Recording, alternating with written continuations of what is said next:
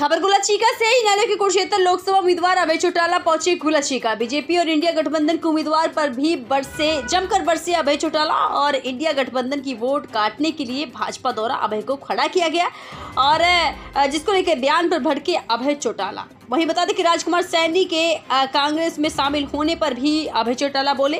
राजकुमार सैनी ने हरियाणा को जलाया। राजकुमार सैनी के षड्यंत्र में बता दें कि भूपेंद्र सिंह हुड्डा भी शामिल। इनेलो द्वारा भाईचारा और सद्भावना बनाने के लिए हरियाणा में निकाली गई थी यात्रा। उससे पूछो तू क्या टिंडे लेने आया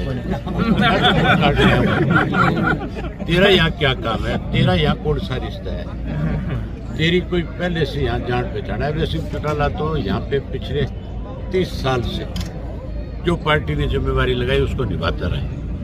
मैं तो यहाँ पहले भी लोकसभा का चुनाव लड़ चुका हूँ और उसके बाद मेरा बेटा यहाँ से लोकसभा का चुनाव लड़ चुका है। वो जो ये बकवास कर रहा है उससे ये पूछो जाकर भी तेरा यहाँ कौन सा ननिहाल है जो तू यहाँ आया चल के। तो सर आपने राजकुमार सैनी ने हरियाणा में आग लगाने में कोई कसर नहीं छोड़ी। इसका मतलब भूपेंद्र सिंह हुड्डा भी उसमें शामिल था। तो सर ये इन लोगों की सोची समझी एक साजिश थी इस प्रदेश को खत्म करने की, लेकिन इंडियन नेशनल लोकदल पार्टी ने उस साजिश को खत्म करने के लिए सद्भावना के नाम के ऊपर पूरे प्रदेश के अंदर लोगों के बीच में बैठक की है, सम्मेलन की, और उस सम्मेलन का नतीजा ये निकला कि फिर से लोग आपस में जुड़े, भाईचारा बढ़ा। हमने जिले वाइज मीटिंगें शुरू कर रखी।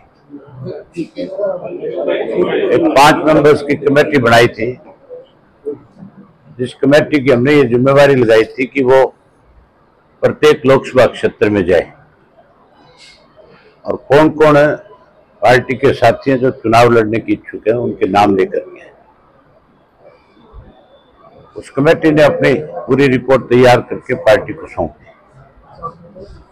अब हमने, क्योंकि समय है अभी हमारे पास, इसलिए जिले वाइज मीटिंगें रखी। कुरुक्षेत्र, सरसा और हिसार की विधानसभा क्षेत्र वाइज रखी।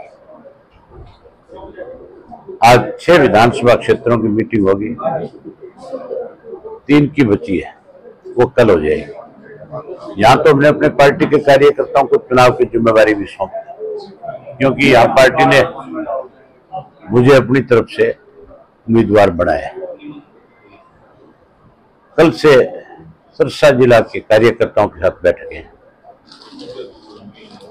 हम कार्यकर्ताओं से पूछेंगे कि सरसा लोकसभा क्षेत्र से किसको टिकट दिया। बात की जा रही है चुनाव लड़ने की, घोषणा हो चुकी है, तो कई ऐसे वो है कोयला घोटाले की बात कर रहे हैं और भी ऐसे कई चोर हैं जो आप ये देखो कि उन लोगों को क्लीन चिट देती है बीजेपी की सरकार जिन पर पहले आरोप लगाती है। देश के प्रधानमंत्री ने खुद ने ये आरोप नवीन जिंदल पे लगाया था कि 40,000 करोड़ का कोयले का इसने घोटाला किया है। हमारे देश के प्रधानमंत्री ने अपने भाषण में ये कहा कि लोगों की तिजोरियों में सोना और चांदी होता है, लेकिन जिंदल की तिजोरी में कोयला है, और कहा था हम कार्रवाई करेंगे। अब उसी जिंदल को इन्होंने क्लीन चिट दे दी। पहले क्लीन चिट दी, उससे पैसा लिया, अब उसको टिकट दे दिया। तो फिर मान के चलो, जो लोग इतने बड़े बड़े घोटाले करने वाले हैं, अगर वो लोग लोकसभा में जाते हैं या कहीं उनके दाव और लगते हैं, तो फिर मान के चलो देश बर्बाद हो जाएगा, लोग लूट करके खा जाएंगे। लेकिन भाजपा जो कहती है कि हम तो देश को आगे बढ़ाना चाहते हैं, वो आगे नहीं बढ़ाना चाहते, वो देश को खत्म करना चाहते हैं।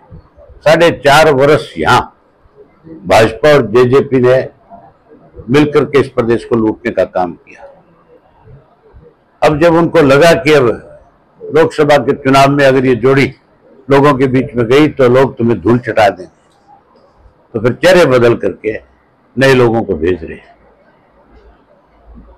मान के चलो लोग इतने आज भोले नहीं रह गए, क्योंकि चेहरा बदलने से कोई किए हुए गुनाह माफ हो जाएंगे, उनको लोग सजा देंगे और वोट की चोट से सजा देंगे। दूसरी बात एक और भी देखने आई कि जो सरकार है, मोदी सरकार है, उसकी तानाशाही सरकार बता रहे हैं, जिसको भी देखते हैं उठा के अंदर कर दिया, ईडी की छापेमारी करवा दी। आप ये मान के चलो, जितने लोगों से इन्होंने इलेक्ट्रिक बॉन्ड खरीदे लिए, जो बीजेपी को दिए गए हैं, वो सारे वो लोग हैं जिनको 10 दिन पहले ईडी का नोटिस दिया गया, पकड़ा गया उनको। जब उन्होंने बॉन्ड दे दिए, चंदा दे दिया, तो ईडी ने उनको छोड़ दिया। इससे ज्यादा बड़ा और तानाशाह तरीका क्या है पैसे वसूल करने, प्रदेश को, देश को लूट।